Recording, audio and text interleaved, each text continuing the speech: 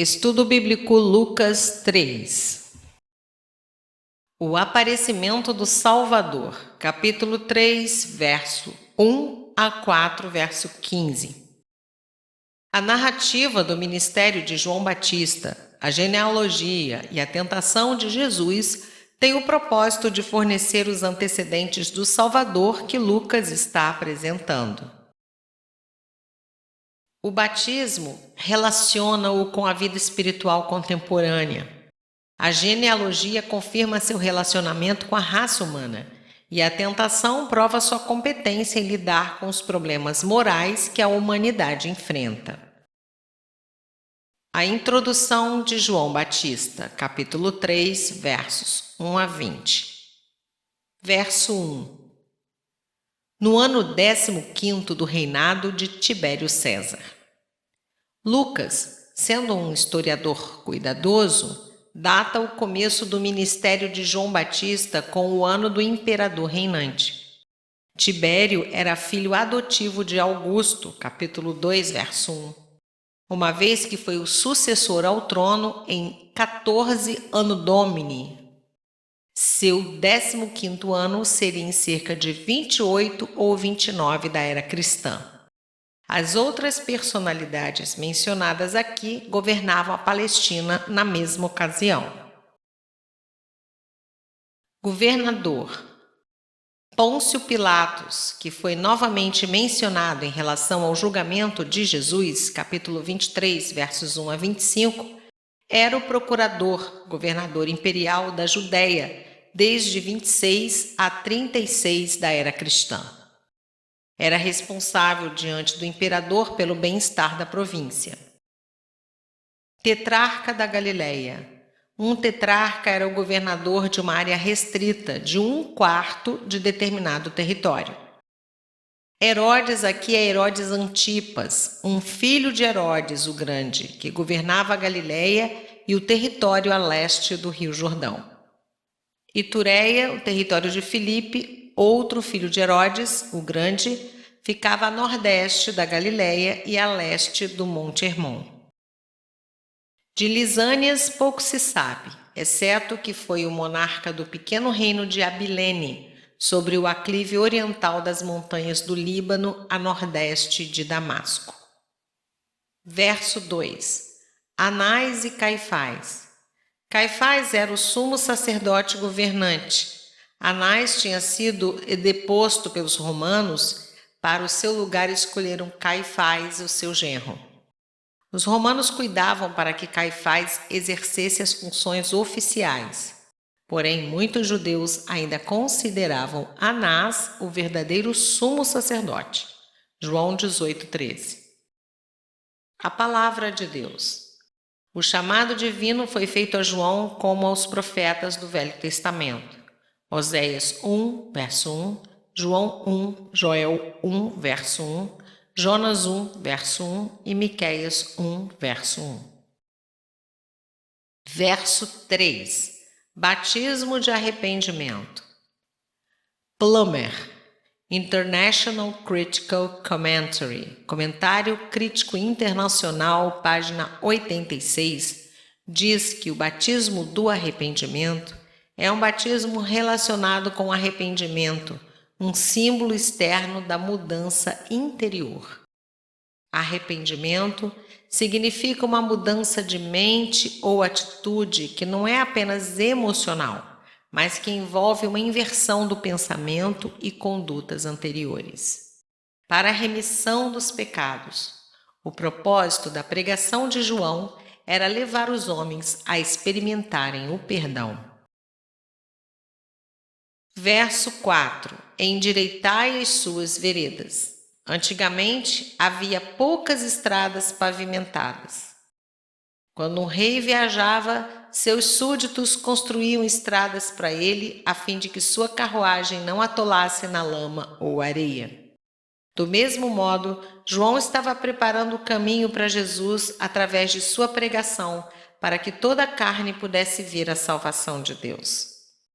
Citando as palavras do profeta Isaías 43, preparai o caminho do Senhor, Jeová, em relação à missão de João, Lucas mostra que reconhece a divindade de Cristo. Verso 6: E toda a carne verá a salvação de Deus. Todos os 4 evangelhos aplicam Isaías 43 a João e concordam que João se viu como único arauto. Porém, só Lucas acrescenta Isaías 40, versos 4 e 5, dando ênfase ao conceito da salvação de Deus. O escritor esclarece no começo do ministério de Jesus que ele tinha uma mensagem universal. Verso 7: Raça de víboras.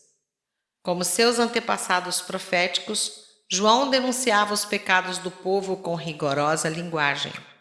Uma forte advertência dirigida àqueles que reivindicavam Abraão como pai. Verso 8: Temos por pai a Abraão. Os judeus se orgulhavam de maneira especial de Abraão como a cabeça de sua raça, com o qual Deus fizera a sua aliança. Crendo que herdaram a bênção de Deus através de Abraão, confiavam na sua ascendência para obter salvação. João 8,33. João Batista advertiu-os de que Deus poderia transformar as próprias pedras em descendentes de Abraão, pois o fato de ser judeu não livraria ninguém do juízo vindouro. Verso 9: Já está posto o machado à raiz das árvores. Árvores infrutíferas eram cortadas para lenha. A nação não produzira os frutos que Deus tinha esperado e o juízo era iminente. Verso 11: 2 túnicas. A túnica era uma roupa de baixo, normalmente só uma era usada. João sugere que o homem que possui 2 para seu uso deve dar a de reserva a alguém que não tenha nenhuma, fazendo a mesma coisa com os alimentos. Verso 12: Publicanos eram cobradores de impostos, conhecidos por sua inclinação ao roubo. Uma certa parte dos impostos era exigida em pagamento de seus salários, mas os publicanos costumavam pedir muito mais, verso 13, e enriqueciam com a diferença. Eram odiados pelo povo, que os considerava traidores porque trabalhavam para Roma. Eram excluídos da vida religiosa das sinagogas e do templo. Verso 14: Também soldados. Como os coletores de impostos, os soldados eram tentados a usar sua posição para enriquecer-se e costumavam ser brutais como os civis, praticando a extorsão à custa destes. A ninguém maltrateis. A palavra grega para tratar mal, diazeisete, significa derrubar. Verso 15: Senão seria ele, porventura, o próprio Cristo. Especulações messiânicas estavam no ar, porém João disse claramente que ele não era o Messias, pois um maior do que ele viria. Verso 16: As correias das sandálias. Nas escolas rabínicas, o aluno não pagava a seu professor.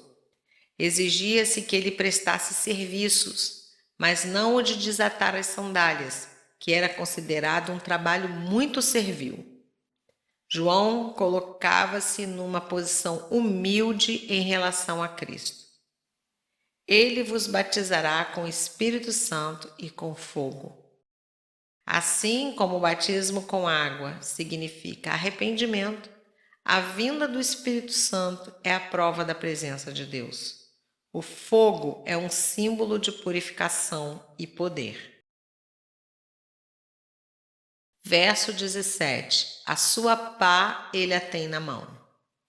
A pá servia para joeirar, isso é, jogar os grãos ao ar de modo que a palha era levada pelo vento, enquanto as sementes limpas caíam de volta ao chão da eira.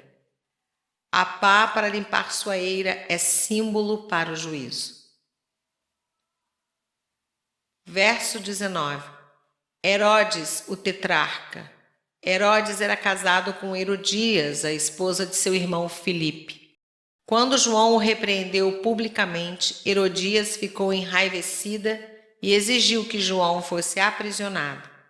Herodes mandou prendê-lo e, finalmente, a pedido de sua esposa, ordenou a execução do Batista.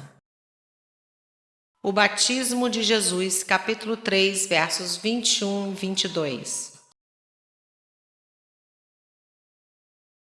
O batismo de Jesus, capítulo 3, versos 21 a 22. Verso 21. Ao ser todo o povo batizado, submetendo-se ao batismo de João, ele se colocou na categoria dos pecadores, embora não tivesse pecado, e começou sua missão redentora. Os céus se abrindo foram um reconhecimento divino da filiação de Jesus. Verso 22. E o Espírito Santo desceu. A pomba era o símbolo da inocência e da ausência do mal, um mensageiro da paz. Gênesis 1, 2, 8, versos 8 e 9.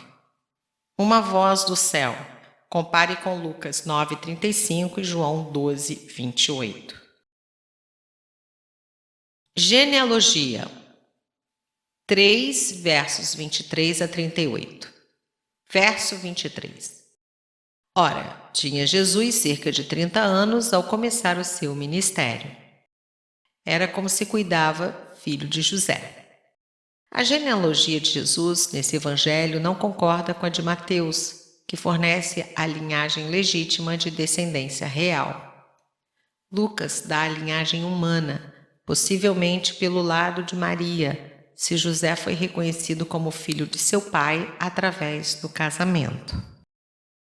Lucas leva a genealogia até Adão para enfatizar que Jesus descendia do primeiro pai da raça humana, enquanto Mateus começa com os primeiros da aliança, Abraão, a quem Deus prometeu a terra, Gênesis 12:7, e Davi, a quem ele garantiu um reino eterno, segundo Samuel 7, versos 12, 13 e 16.